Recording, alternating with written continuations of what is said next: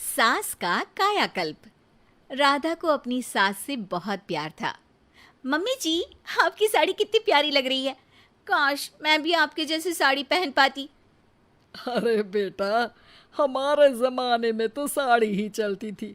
तू क्या करेगी साड़ी पहनकर? दिन भर भागा दौड़ी करती है। साड़ी कंफर्टेबल नहीं फील कराएगी। तू तो ऐसे ही जचती है बेटा। राधा सास को लेकर घूमने जाती, सैर करती और उनसे खूब बातें किया करती थी।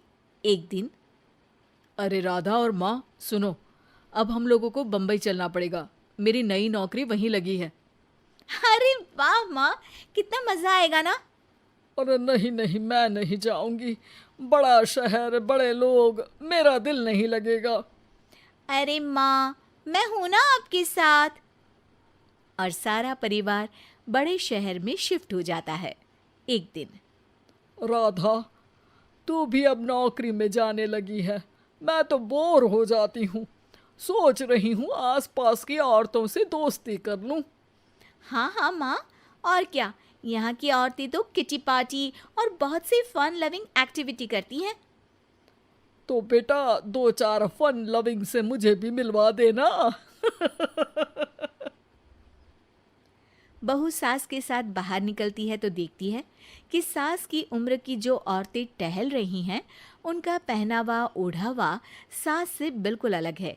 लेकिन फिर भी राधा एक औरत को रोकती है। Hello aunty, how are you? Oh great darling. Aunty, हम लोग यहाँ नए शिफ्ट हुए हैं। ये मेरी मम्मी है। क्या ये कल से आप लोगों को ज्वाइन कर सकती हैं? वो औरत सास की तरफ बड़ी ही अजीब नज़रों से देखती है, फिर कहती है, अब ठीक है, कल से भेज देना। सास समझ जाती है कि उस औरत को वो ठीक नहीं लगी, लेकिन फिर भी वो कुछ नहीं बोलती। अगले दिन, अरे माँ, अच्छी सी साड़ी पहनकर तैयार होकर जाइए। आपको आपकी दोस्तों के पास जाना है ना। और नहीं नहीं, मैं सोच रही हूँ घर पर बैठकर टीवी देखूं। वैसे भी रामायण का नया एपिसोड आएगा। नहीं माँ, आप जाओ ना, लोगों से मिलो, बात करो, अच्छा लगेगा। ना चाहते हुए भी सास उन लोगों के पास जाती है, लेकिन सभी सास से बुरा व्यवहार करते हैं। सास मुंह लटकाकर घर आ जाती है। बहू समझ जाती है कि सास को कुछ हुआ है। वो रोज सास को पार्क में भेजती, लेकिन सास रोज मुंह लटकाकर वापस आ जाती। क्या हुआ माँ, आप बाहर जाकर खुश नहीं होती हैं? अरे बेटा, खुश तो हूँ लेकिन लेकिन क्या माँ, आपको तो लोगों से मिलना, बातें करना अच्छा लगता था। मैं देख रही हूँ कि आजकल आप बाहर से आती हैं तो परेशान सी दिखती हैं। सास कुछ नहीं कहती, अपने कमरे में चली जाती है। अगले दिन राधा चुपके से सास के पीछे पार्क में जाती है। हेलो, कैसे हैं आप लोग? एक औरत मुंह बनाकर साइड हो जाती है। सभी एक दूसरे से बात करती हैं, लेकिन राधा की सास साइड में चुपचाप अकेली बैठी रहती हैं। राधा घर आती है और सास के वापस आने का इंतजार करती है। सास मुंह लटकाकर घर आती है। अरे मम्मी जी, तब से इंतजार कर रही हूँ, जल्दी तैयार हो जाइए, मार्केट जाना है। राधा सास को लेकर बाजार जाती है और उन्हें कुछ मॉडर्न कपड़े दिलाती है। अगले दिन सास उन कपड़ों को पहनकर पार्क में जाती है। Oh my God, you are looking gorgeous. Beautiful top, कहाँ से लिया? हे, मेरे घर में कल किटी है, तुम जरूर आना। अजीब औरतें हो तुम लोग। मैं रोज आती थी तब तो तुम लोग सीधे मुंह बात भी नहीं करती थी।